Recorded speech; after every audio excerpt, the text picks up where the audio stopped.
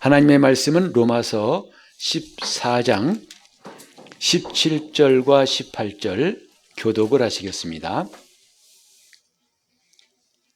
하나님의 나라는 먹는 것과 마시는 것이 아니요 오직 성령 안에서 의와 평강과 희락이라.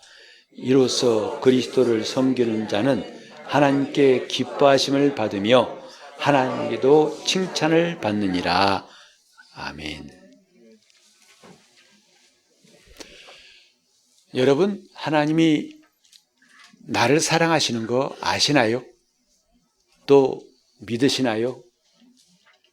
이런 질문할 때마다 답변이 그렇게 썩 시원치 않은 건 웬일일까요? 오랫동안 결혼해 사는 부부가 자기나 사랑해? 할 때 답이 오랜만에 나오면 좀 괜히 찝찝하잖아요. 그럼 하고 금방 나와야 할 텐데 한참 머뭇거리고 계산기 두드리고 검색하다가 구글을 다 뒤져 검색한 다음에 맞아 사랑하지 그러면 안 믿으려고 한 사람이 있잖아요. 하나님 우리를 사랑하신다는 거 우리는 머리로는 많이 알아요. 근데 과연 이 마음에서 그렇게 네, 정말입니다 라고 인정할 수 있을까? 과연 그 무엇 때문에 우리는 하나님 나를 사랑하신다는 것이 이렇게 뭐가 무미건조하고 멀리 느껴지고 또 선뜻 정말 주님은 나를 사랑하시지 라는 말이 안 나올까? 여러분 궁금하지 않으세요? 왜 그럴까? 이것을 제대로 모르면 신앙이 근본까지 흔들릴 수가 있어요. 나 정말 예수 믿는 거 맞아? 진짜? 나 신앙인 맞아? 오늘은 그 문제를 좀 생각해 보려고 합니다. 하나님 우리를 사랑하십니다. 여러분이 이 시간에 아멘 해도 좋고 안 해도 괜찮아요. 중요한 것은 내가 그것을 받아들이고 누리는 것이다 이 말이죠. 이것이 왜 잘 안 되는가? 이 세상에 많이 쓰는 말로 공짜는 없다는 말 들으신 적 있죠? 세상에 공짜는 없습니다. 그래서 우리는 늘 뭔가 남이 나에게 호의를 베풀 때는 조금 경계하는 마음이 있어요. 본심이 뭐지? 왜 그러지? 하고 경계하는 것은 뭔가 이 사람이 내게 원하는 것이기 때문에 접근했고 나는 그걸 빨리 간파하고 잘 대응해야 한다는 경계 심리가 있지 않나. 공짜는 없습니다. 맞습니다. 하지만 이 말이 맞지 않는 것도 있습니다. 다시 말해서 세상에 모든 게 다 공짜는 없다? 아니요. 공짜가 있습니다. 거저 주시는 것이 있습니다. 하나님의 은혜예요. 근데 워낙 우리는 이렇게 이른바 보상 심리를 갖고 있다 보니까 하나님의 사랑도 스스로 절제하고 제한하고 따지게 됩니다. 그래서 쉽게 받아들이지 못하는 거예요. 세상에 공짜가 어디 있어? 설마 그럴 리가? 이렇게 우리 마음속에는 심리가 살아있기 보니까 오늘 보상 심리가 뭔가를 좀 알아봤더니 뭐냐면 사람은 누구나 일정한 행동을 하면 그에 부합하는 합당한 대가를 받고 싶어 한다는 심리, 이게 보상 심리예요. 근데 이게 언제나 맞는 것은 아닙니다. 다시 말해서 이건 지극히 개인적인 기준이 생길 수밖에 없고 똑같은 상황에서도 이 사람의 보상 심리와 이 사람 심리는 다를 수가 있어요. 그래서 자기가 기대한 만큼 보상이 안 될 때는 실망을 하게 되고 상처를 받게 되죠. 교회 안에서 일어나는 여러 문제도 뭐냐면 이런 것 작용하기 때문입니다. 아니 목사님이 왜 이렇게 나를 안 좋아하셔? 까지 보자서 이 정도면 목사님 날 칭찬하셔야 할 텐데 왜 칭찬하시지 않지? 이런 거. 심지어는 목사님 왜 인사도 안 받아? 이런 거죠. 사실 목사가 고의로 인사 안 받겠습니까? 저는 상당히 성격 때문에 고민을 많이 했던 것이 뭐냐면 교회에서 전도사로 오랫동안 일하면서도 많이 오해받았어요. 왜냐하면 제가 사람들을 이렇게 얼굴을 대하고 눈을 보고 이야기한 것은 제가 신앙생활한 가운데 한참 뒤였어요. 그래서 설교할 때도 지금은 시선이 많이 내려와 있죠. 저는 허공을 많이 봤습니다. 하늘도 안 보이는데 허공 봤어요. 그리고 누가 대화할 때에도 그 사람 눈을 못 보고 꼭 세 번째 단추를 보고 이야기했어요. 조금만 올라가면 좀 눈을 보고 말하면 좋을 텐데 안 되는 거죠. 그리고 이제 목회실 지나갈 때에도 여러 전사님들이 교역자들이 있는데 어떤 분이 나중에 저보고 교만하다는 말을 했단 말 들었어요. 왜냐 그랬더니 인사를 했는데 안 받더라는 거죠. 제가 안 받은 게 아니라 제가 이게 너무 주변 매력이 없어가지고 갈 때에 안녕하세요 이게 안 돌아가서 그냥 초보 운전 직진 마냥 앞만 보고 하다 보니까 누가 인사했던 모양이에요. 근데 못 보고 한 거죠. 인사도 안 받고 교만하다고. 그의 보상 심리는 인사했으면 안녕하세요 하고 할 줄 알았더니 안 하고 갔다는 거죠. 근데 집사람은 전혀 그런데 상처 안 받아요. 그러니까 보상 심리 차이가 있는 거죠. 이런 보상 심리는 우리가 신앙생활하는데 굉장히 걸림돌 될 때가 많습니다. 또 은혜 받는 데에도 마찬가지예요. 오늘 아까도 말했지만 하나님 나를 사랑하신다? 이것을 그냥 쑥 받아들이지 못하는 것도 뭐냐면 보상 심리가 늘 작용하기 때문이에요. 예컨대 여러분이 지난 한 주간 동안 어떻게 지내셨는지 모르겠지만 정말 은혜 풍성하게 충만하게 오신 분들이야 오늘 목사가 하나님 우리를 사랑하신다고 하면 지체 없이 아멘 그럴 거예요. 그러나 뭔가 구질구질한 날씨 마냥 추운 날씨 마냥 아주 찌푸린 날씨 마냥 삶이 고달퍼온 사람들 그리고 자기가 봐도 예수 믿는 사람 같질 않아요. 믿음이 왜 저래? 스스로 정죄하는 거죠. 그런 사람에게는요 하나님이 당신을 사랑하신다고 하면 진짜 그러죠. 그리고 별로 이거죠. 설마 이러는 거죠. 이게 다 보상 심리 때문에 그런 것이다 이 말이죠. 하나님의 사랑을 뭔지 어떤 것인지 모르기 때문에 평소에 수십 년 살아온 자기의 심리적인 기반 그걸 가지고 말씀을 들으니까 다 걸러지는 거예요. 다 날아가 버리는 거예요. 그래서 회개할 때 우리는 이 바탕을 회개해야 됩니다. 하나님 앞에서 나의 이런 보상 심리를 갖지 않기로 우린 결심해야 됩니다. 그래야 상처 안 받고 은혜 받을 수 있어요. 하나님의 사랑이 뭐냐? 그것을 우리가 안다면 이런 보상 심리는 저 멀리 던져버려야겠다는 마음이 생길 겁니다. 이제 하나님께서 이렇게 우리를 사랑하신다는 것을 내 방식대로 생각하니까 그렇지만 성경은 놀랍게도 하나님의 사랑을 몇 가지로 우리가 이해할 수 있는데 첫째는 뭐냐면 우리를 이미 사랑하셨다는 거예요. 다시 말해서 내가 그분을 만나기 전부터 내가 그분을 사랑하기 전부터 그분은 먼저 사랑하셨다는 것이다 이 말이죠. 언제? 로마서 5장 6절, 8절, 10절에 보면 놀라운 말씀이 나오는데 6절에 보니까 우리가 아직 언제? 연약할 때에. 언제라고요? 연약할 때예요. 뭔가 갖춰지고 준비됐을 때가 아니라 형편없고 연약할 때에 기약대로 그리스도께서 경건치 않은 자를 위하여 죽으셨도다. 죽으신 이유는 그 다음 절에 나오죠. 자, 8절에 보니까 우리가 아직 언제?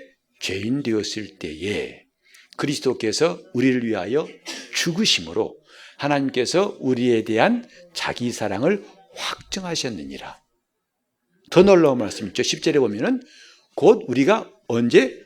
원수 되었을 때에 그 아들의 죽으심. 왜 죽으셨죠? 우리를 사랑하신다는 증거로 죽으신 거죠. 하나님으로 더불어 화목되었은 즉 화목되은 자로서는 더욱 그의 살으심을 인하여 구원을 얻을 것이니라.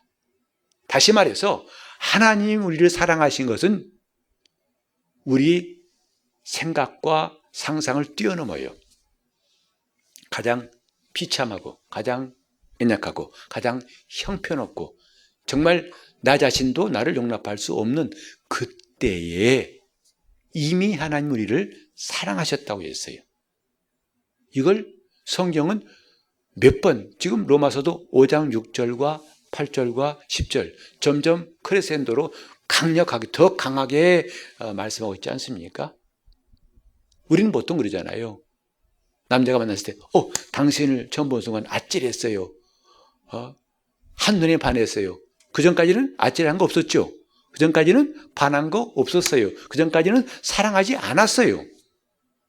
그런데 주님 우리를 만나기 전부터 이미 같이 합시다. 이미 잘하면 욕처럼 들리겠다. 이미 사랑하셨다 이 말이죠. 그 사랑을 자꾸 우리 인간의 사랑과 비교하니까 안 되는 거예요. 하나님은 조건 없이 이미 사랑하셨어요. 그런가 하면 지금도 여전히 사랑하신다 이 말이죠.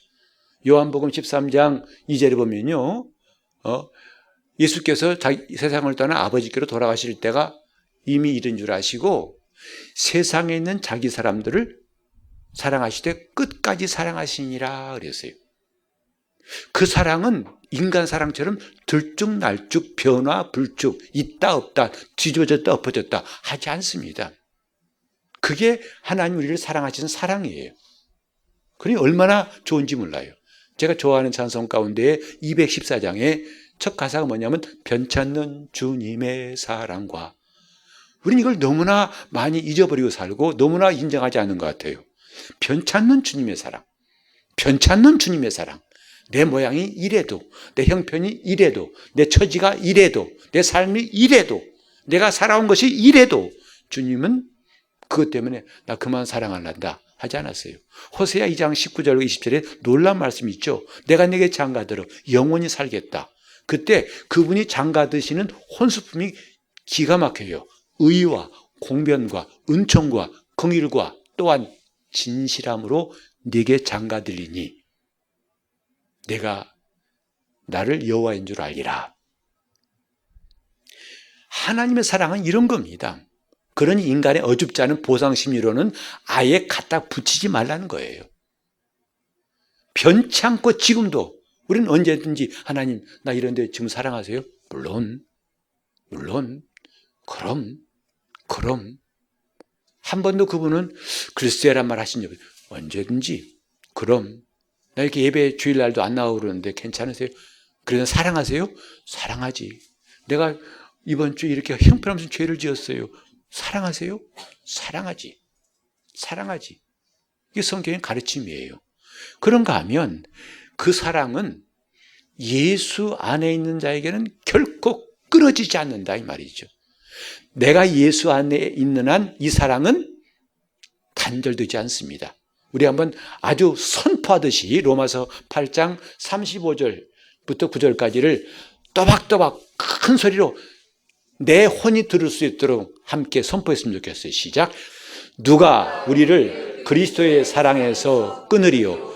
환난이나 곤고나 핍박이나 기근이나 적신이나 위험이나 칼이랴. 기록된 바 우리가 종일 주를 위하여 죽임을 당케 되며 도살할 양같이 여김을 받았나이다 함과 같으니라. 그러나 이 모든 일에 우리를 사랑하시는 이로 말미암아 우리가 넉넉히 이기느니라. 내가 확신하노니 사망이나 생명이나 천사들이나 권세자들이나 현재일이나 장래일이나 능력이나 높음이나 깊음이나 다른 아무 피조물이라도 우리를 우리 주 그리스도 예수 안에 있는 하나님의 사랑에서 끊을 수 없으리라. 여러분 그 사랑이 의심스러울 때 이 말씀을 선포해 보세요. 이게 하나님 마음이에요. 하나님의 진심이라 이 말이에요. 그 사랑은 누구도 끊을 수 없다. 단 한 가지 예외가 있어요. 내가 예수를 떠나면 그 사랑은 끊어지는 것이지만 예수 그리스도 안에 있는 자에게는 이 사랑을 결코 금세와 내세도 끊을 수가 없다는 거예요. 근데 우리는 내 생각이 끊으려고 그래요. 내 감정이 끊으려고 해요. 내 환경이 거봐 무슨 사랑은 사랑이야. 하나님의 사랑은 얼어 죽을 해가면서 잔인하게 짓밟으려고 그래요. 그때마다 우리는 같이 합시다. 그럴 수 없느니라. 그럴 수 없다 이 말이에요. 정말 내가 하나님 말씀을 미안합니다. 더럽게 안 들어도 순종 더럽게 안 해도 예배 나오래도 죽으라고 안 나와도 그때 함께 주님 나 사랑하세요? 그럼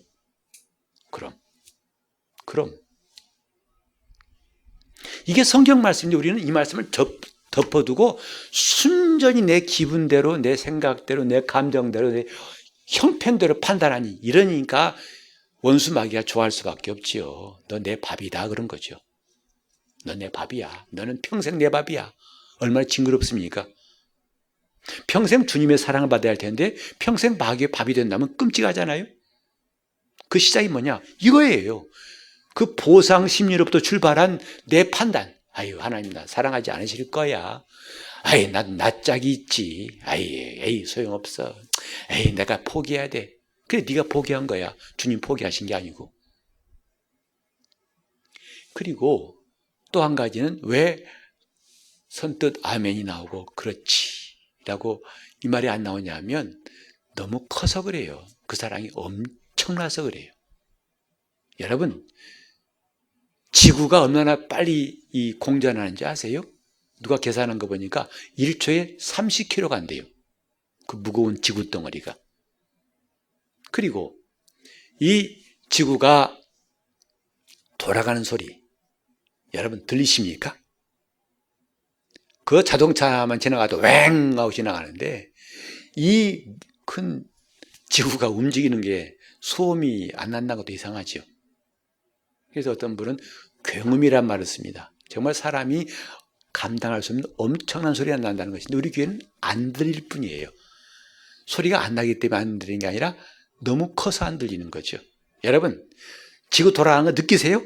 어지럽습니까? 물론 가끔 어지러운 분이 있어요. 기립성 빈혈이라고 어지럽다고. 그건 지구 때문인 게 아니고 혈액순환이 안 돼서 그런 거예요. 그 다음에 여러분 지구가 둥글다고 느끼신 적 있어요? 그렇다고 하니까 그렇지 어머 갔더니 낭 떨어지네 이런 사람 봤냐고요. 너무 커요. 그러니까 지구가 다 느껴지지 않는 것뿐이. 하나님의 사랑도 마찬가지예요. 어설픈 내 감정에 다 그 사랑을 담을 수 없어요. 우리 한번 다 같이 에베소서 3장 16절로 19절 이 말씀은 사도 바울이 에베소 교회를 향한 기도 내용인데 같이 읽을까요? 그 영광의 풍성을 따라 그의 성령으로 말미암아 너희 속사람을 능력으로 강건하게 하옵시며 믿음으로 말미암아 그리스도께서 너희 마음에 계시게 하옵시고 너희가 사랑 가운데서 뿌리가 박히고 터가 굳어져서 능히 모든 성도와 함께 지식에 넘치는 그리스도의 사랑을 알아. 그 넓이와 길이와 높이와 깊이가 어떠함을 깨달아 하나님의 모든 충만하신 것으로 너희에게 충만하게 하시기를 구하노라. 여기 하나님 사랑은 지식에 넘친다고 했어요. 무슨 말이죠? 우리 지식으로는 다 감당이 안 된다는 거죠. 그래서 그 사랑의 길이와 넓이와 높이와 깊이를 깨달으라고 그랬어요. 여러분 이게 신앙생활이에요. 신앙생활은 뭐 하냐고요? 예배하고 뭐 나오는 게 왜 나오냐고요? 이걸 깨닫기 위해서 나오는 거고 영적 생활은 이걸 점점 더 깨달아가는 거죠. 에스겔 선지자 글에 보면요. 그 강이 흐르는데 어디서는 발목밖에 안 차요. 좀 더 들어갔더니 무릎까지 와요. 더 들어갔더니 허리까지 차요. 나중에는 사람이 잠기게 되었더라. 하나님의 사랑 우리는 다 몰라요. 솔직히 몰라요. 아예 맛도 못 본 사람도 있을지 몰라요. 여기는 알죠. 머리로는 알아요. 그러나 그 사랑을 우리는 얼마나 알고 있을까? 그걸 알아가는 게 신앙생활이에요. 근데 놀랍게도 사람들이 처음에 예수 믿을 때는 그렇게 순수하고 열정적이고 헌신적이더니 나중에 세월이 지나면 목이 굳어지고 화석이 되어가요. 마음이 냉랭해져 가요. 그건 뭔가 잘못된 것 아닙니까? 왜 찬송할 때 뻣뻣합니까? 왜 찬송할 때 박수가 안 나옵니까? 제가 일부러 안 쳐요. 왜냐하면 마치 박수를 유도한 것 같아서 일부러 안 칩니다. 저는 그런 일들을 봐서 아쉬워서 그래요. 자, 박수 칩시다. 손바닥에 불나게. 그렇죠. 뭐 할 건데? 이 속에서 나와야지 않겠어요? 근데 왜 안 나올까요? 사랑을 받지 못해요. 그 사랑을 안다면 박수 치란 말 안 해도 손뼉 부서지게 칠 겁니다.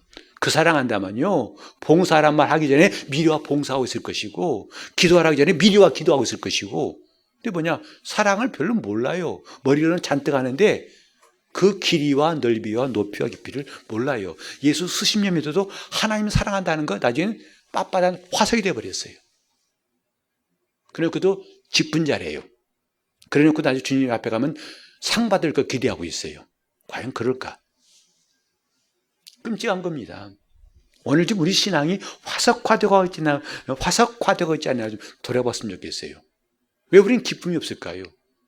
기뻐요. 억지로 기뻐합니다. 그거 말고 하나님의 사랑을 받으면 기쁨이 있게 돼 있죠. 에이, 우리 교회 사랑이 없어요. 당신은 주님을 사랑한다면 그런 말이 안 나올 거예요. 너무 냉랭해요. 첫째, 당신부터 냉랭한 사람이에요. 남한테 뭐랄 거 없어요. 우린 지금 그 사랑의 길이와 넓이와 높이와 깊이를 깨달아 가라고 바울은 기도하고 있어요. 점점 발목에서 무릎에서 허리깨, 나중에는 가슴팍, 온몸이 잠기도록. 그래서 베드로도 말했잖아요. 우리 주 그리스도의 은혜와 저를 아는 지식 가운데 장성한 분량이 되도록 자라가라. 영적 생활 왜 하냐고요? 자라가기 위해서 하는 겁니다. 이런 하나님 말씀 앞에서 얼마나 지금까지 내가 해왔던 신앙생활이 황당한가 느끼지 않습니까? 난 이제 뭐 한 거지? 나는 왜 이렇게 한 거지? 앞으로는 수혜 모임도 광고를 그만해야겠어요. 맨날 막 청구서가 족촉하는 것 같아가지고 앞으로는 이제 안 할랍니다. 성경 속으로 들어갑시다. 여러분, 먼 거리 힘들고 어려운 분들에서 온라인까지 열어놨어요. 원래는 제가 온라인 안 하려고 했거든요. 직접 오자고. 그래도 홈페이지가 열어놨는데도 별로 들어온 사람이 꼭 고정되어 있더라고요. 근데 이것을 하라 누가 밀어서 하면 그건 의미가 없어요. 이 속에 내가 하나님의 사랑받은 사람이라는 것을 깨달을 때부터 점점 그건 증폭되기 시작하는 거죠. 그게 진짜입니다. 그게 찐사랑이에요. 우린 이런 하나님의 사랑을 받은 사람이에요. 다시 말합니다. 내 감정 상관없어요. 내 기분 상관없어요. 내 생각 상관없어요. 내가 지금 살아온 시간들, 내 생활 관계없이 하나님 이래도 날 사랑하시나요? 그럼 난 네가 그러기 전부터 더 험악할 때부터 내가 너를 사랑했어. 그 증거가 예수님의 십자가죠.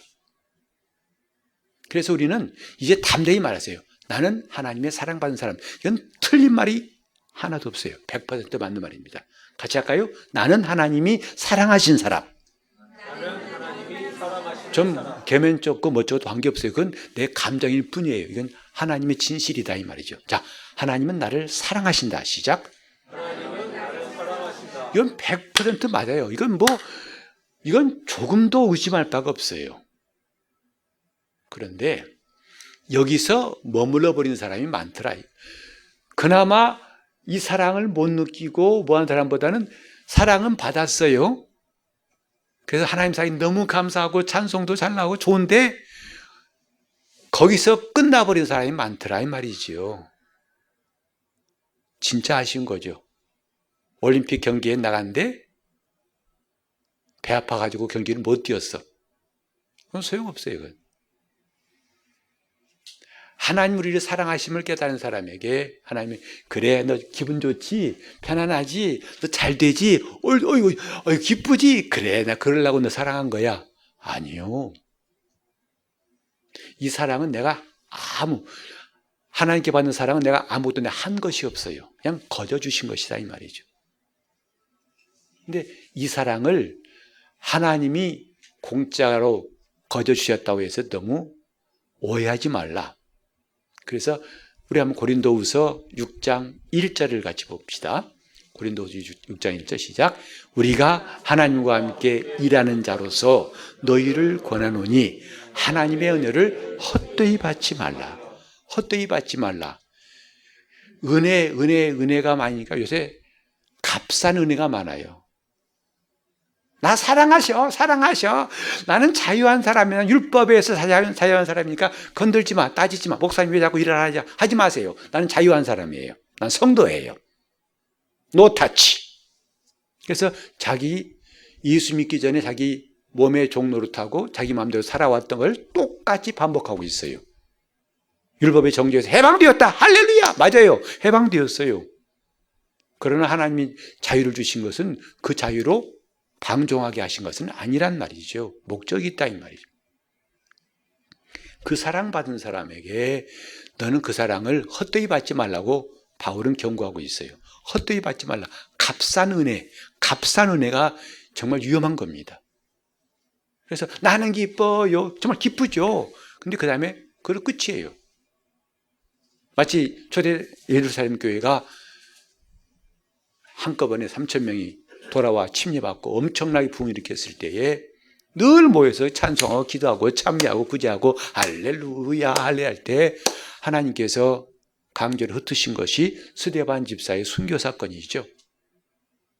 주님의 뜻은 예루살렘과 온 유대와 사마리아와 땅끝까지 이르러 내 증인되라 하셨건만 그들은 우리끼리 좋아요. 우리 교회 너무 화목하고 좋은 거 있죠. 너무너무 그래서 다들 다른 교회 부러워해요.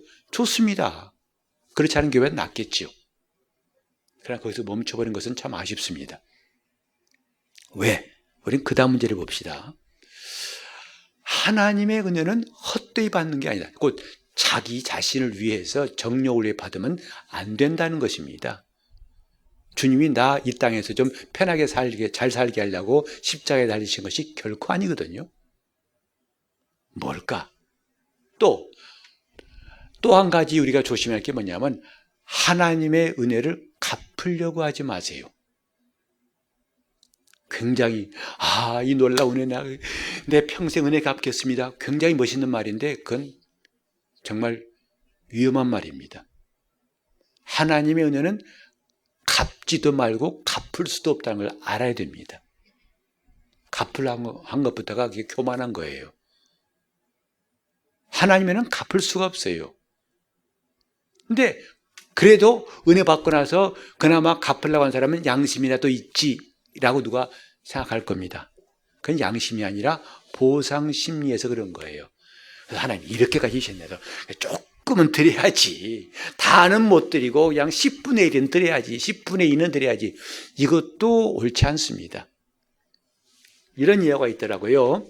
예화가 시골길에 어떤 할머니가 무거운 짐을 머리에 이고 가는데 택시가 지나가다가 멈췄어요. 기사가 하는 말이 할머니 어디 가세요? 저 읍내 가요. 그래요? 그러면 태워드릴게요. 타세요. 이거 진짜요? 타세요. 태워드릴게요. 그랬더니 할머니가 탔어요. 탔는데 이것은 이거 있어. 할머니 탔으니 기왕이면 그것도 내려놓으세요. 그랬더니 택시 태워준 것도 감사한데 설마 여기까지 내려놓으면 되겠습니까? 아까 이거 이고 갈게요. 꼭 그런 심리거든요. 뭔가 은혜를 갚겠다고 하는 것은 하나님 앞에서 나도 그거 받았으니 드려야지. 이런 것 자체도 성경적이지 않다 이 말이죠. 우리는 갚을 수 없는 은혜 받은 사람이에요. 이 가운데 부모로서 자식을 키우면서 고생 많이 했고 희생했지만 또박또박 가계부 적듯이 그 자식을 위해서 내가 들어간 비용 적어놓은 사람 있어요? 총액 얼마든가요? 저는 실제로 어떤 그런 교인을 봤어요. 한 종이를 이렇게 빡빡이 쓴 종이 2장 갖고 오시더니 목사님, 글쎄 그 사람이 딱 아들이 하나밖에 없는 교인이었는데 우리 아들 정말 말 안 들어요. 못 떼먹었어요. 그래서 제가 결심을 했습니다. 이걸 청구하기로요. 그 써놓은 거 보니까 본인이 기억난 대로 다 쓴 거예요. 양육비, 먹인 값이 얼마고 옷값이 얼마고 학교 보낼 때 값이 얼마고 다 총계를 써가지고 내가 이만큼은 썼으니 지가 이 어미한테 이렇게 하면 안 되죠 하더라고요. 그건 특별한 경우고 이런 부모가 다 일반적이지는 않죠. 부모는 자식에게 너 갚아, 꼭 갚아 너 갚아야 돼. 나 이게 헌신하는 거 희생한 거 기억해야 돼. 이렇게 하는 사람은 없습니다. 그들이 갚지 않아도 관계없어요. 부모는 할 일 한 것뿐이라고 생각하죠. 하나님의 은혜는 갚지 않아도 되고 갚을 수 없고 갚지 말아야 됩니다. 그게 진짜 은혜예요. 나를 위해서 주님이 베푸신 은혜는 갚지 말아야 진짜입니다. 어떤 사람이 그랬다고 하잖아요. 몇십 년 전에 누구한테 빚진 게 100만 원이었다는 거죠.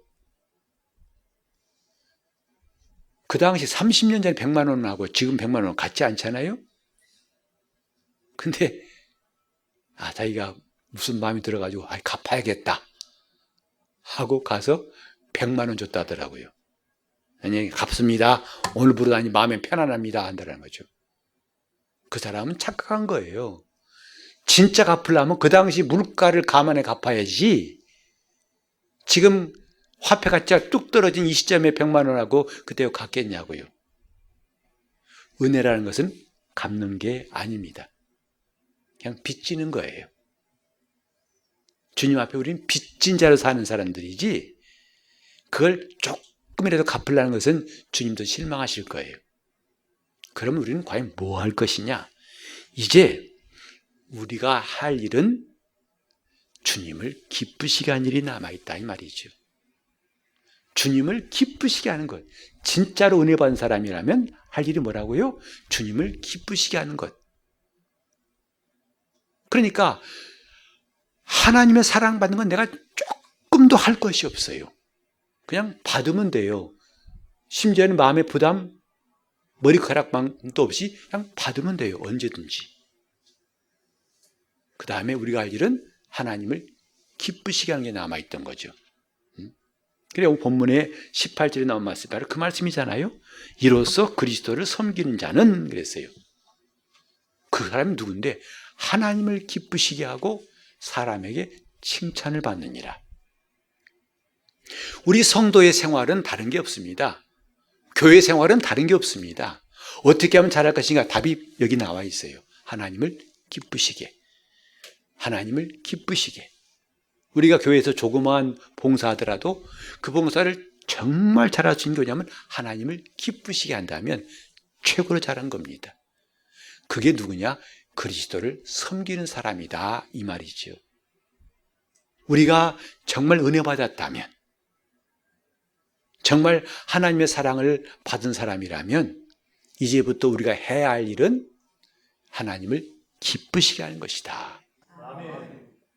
이 두 가지, 우리가 하나님께 받은 것과 하나님께 드릴 것이 있다는 거죠. 그것은 받은 대로 드리라는 게 아니고 하나님의 사랑을 받고 하나님을 기쁘시게 할 것은 내가 힘쓰는 것이다 이 말이죠.